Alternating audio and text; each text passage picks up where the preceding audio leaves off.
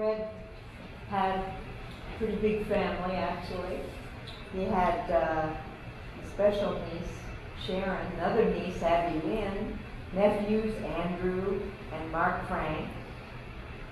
Sharon was a cherished niece because she happens to be here, live here, and she has wonderful closeness with her uncle. And so I think she has some ideas to share some wonderful thoughts about her fabulous Uncle Fred.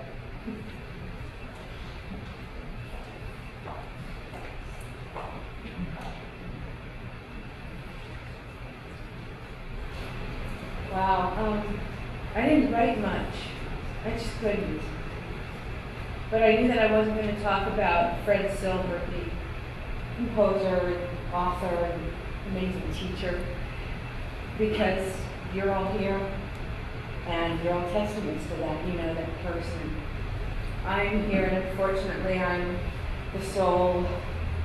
Well, not really. I have family here that I didn't expect to see, but as for our Silverbergs, I'm the sole contingency. Unfortunately, my Uncle Bobby, his older brother, and my mother are not who's in the hospital down the road. I'm able to be here today, and very, very sorry and sad that they can't be, to express their love for and pride in my uncle.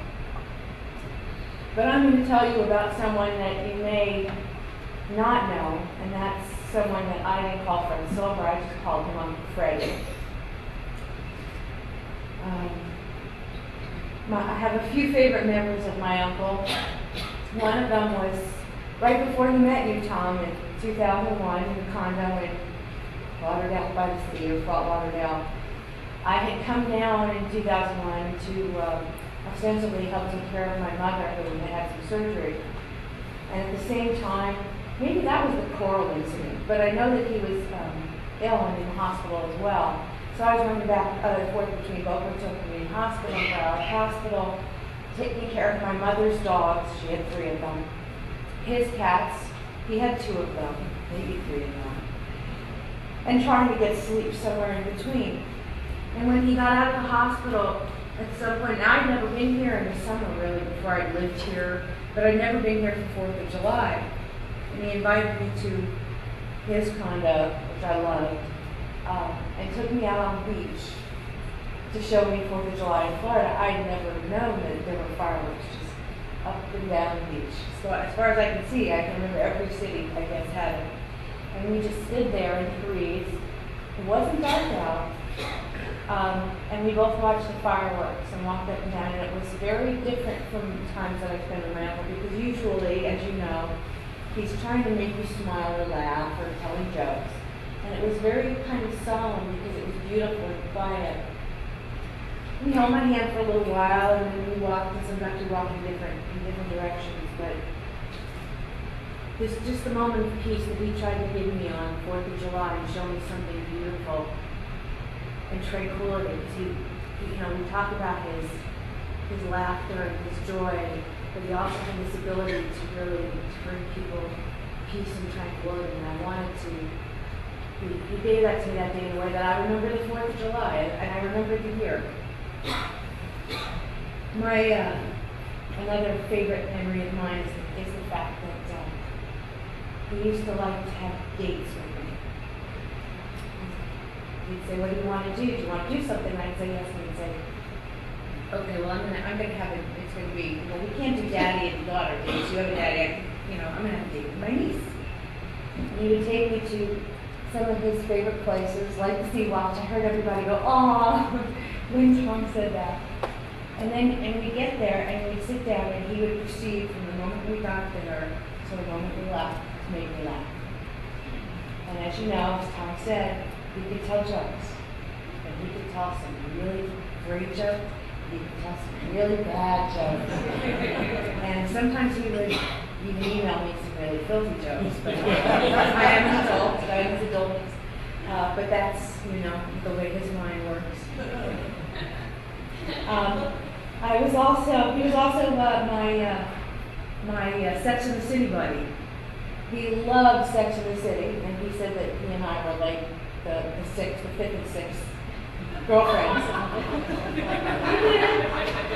And we used to love to just, we emailed a lot, or we talked on the phone, and we chat about, everything that went on with Sex and the City. I was so disappointed when it went off the air. It was one of my favorite shows. By that time, he was done with it.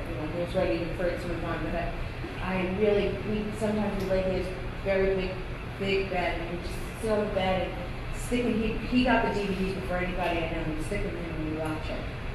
And so I loved my dates with him. And then there were always dinner parties, holiday parties, where people would either go to other people's houses or people would gather around the piano at his house. And I remember just the amazing, talented friends he had, the sing-alongs. He used to take me to these parties and he'd be, okay, Sharon, come on, you sing for everybody. And I don't think I was ever really able to do it. I was just too in awe of my uncle, and I sang, but it would always turn into a sing-along. I would make everybody start with me, and then they would sort of drop out. I don't know why. I'm not a shy person. I don't know where I did that. But my most favorite story about my uncle and myself, he told me, because I was too little to remember it. I must have been maybe 3 years old. I was a toddler. And he and I, maybe were on one of our dates even then in New York. And we were walking down the street in New York, and apparently I found a $20 bill on the floor, on the ground. And as a baby does, I picked it up and I showed it to my uncle, who was too, that's a nice girl. I took the $20, stick it $20 1 second in his pocket, and handed me a dollar bill to send me home with me. All right, maybe these were the lean times. It was a long time ago. But as far as back as I can remember as an adult, my uncle has since tried to make up for that.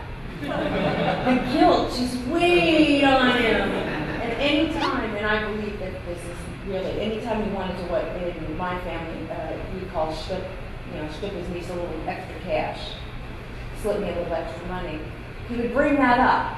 I owe you karma. It's going to come back to me. I've got to pay it back to you. Here, take this. Go have some fun. Go buy some soda. Go to the movies. And anytime he wanted to do that, that was his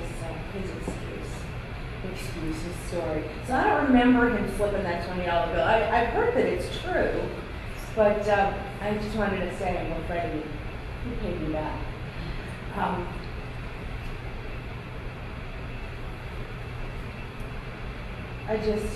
want to thank you all for being here. And so many of you told me how this touched you. And you know that. I would hear about all of the students, believe me. I was lucky enough on occasion he returned me, and never, I don't think that did I ever end an actual training, an actual class with him. Because he was always busy talking about all his other students and showing me their music or playing me a CD of somebody. And that was okay. But I'm so glad to hear it. It means so much more to hear it from all of you. And I just want to thank you all for being here today to show me how much he was loved, because I loved him so much.